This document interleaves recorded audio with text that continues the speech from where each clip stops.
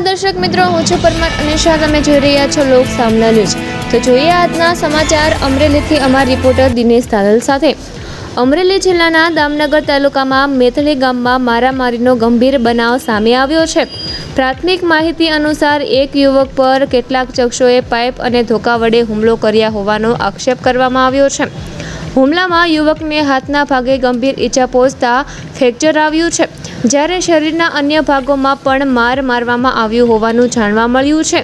ઈજાગ્રસ્ત યુવકને તાત્કાલિક સારવાર માટે અમરેલી સિવિલ હોસ્પિટલ ખાતે ખસેડવામાં આવ્યો છે, જ્યાં તેની સારવાર ચાલી રહી છે।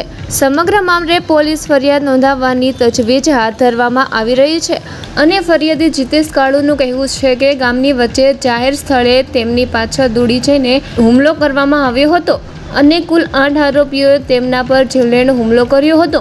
એટલું જ નહીં, ટ્રેક્ટર ચડાવીને જાનથી મારી નાખવાનો પણ પ્રયાસ કરવામાં આવ્યો હોવાના આક્ષેપ કરવામાં આવ્યા છે। મહત્વની વાત એ છે કે ઘટના સ્થળેની આસપાસ સીસીટીવી કેમેરા લાગેલા હોવા છતાં ઘટનાના મહત્વના દ્રશ્યો કેમેરામાં સ્પષ્ટ દેખાતા નથી, જેના કારણે અનેક પ્રશ્નો ઊભા થઈ રહ્યા છે। શું સીસીટીવી ફૂટેજ સાથે કોઈ છેડછાડ કરવામાં આવી છે? શું કોઈ ફૂટેજ ડિલીટ કરવામાં આવ્યું છે? અથવા તો ગામમાં લાગેલા કેટલાક કેમેરા માત્ર શોભાના ગાંઠિયા સમાન બની ગયા છે? ઘટનાને લઈને સ્થાનિક વિસ્તારમાં પણ ચર્ચા જાગી છે।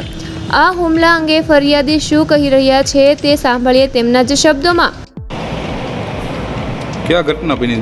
મેથલી ગામે બનેલી છે। શું બની હતી ઘટનામાં? હવે રાત્રે છોકરો કામેથી આવતો હતો, વરીમાં નોકરી કરે છે, ને ત્યાંથી આવતા ટુ વ્હીલ લઈને આવતા એ લોકો 7 જણા જેવા ઊભા હતા, ધોકાન પાઇપો બધું લઈ અને એ પાઇપેથી ઘા કરીને ટુ વ્હીલ હતો પાડી દીધો છે। અને હિંમત બસુ સિંધોનો એક છોકરો હતો, એક ઓળખાણો છે, બાકીના રાખ્યા। શું નામ શું હતું આરોપીનું? નામ શું?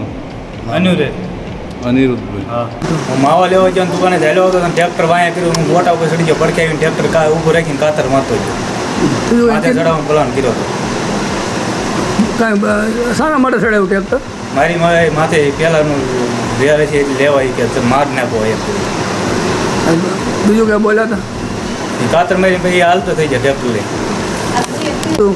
હું શ્વાસ લેવા જતી હતી, અમે બે બૈરાઓ હારે હાલું જતી હતી, તો હું એને પડકે સાઈડ મારી દીધી, મારી વાહે ટ્રેક્ટર પાસે ફેરી હતી ઘટકાડવા।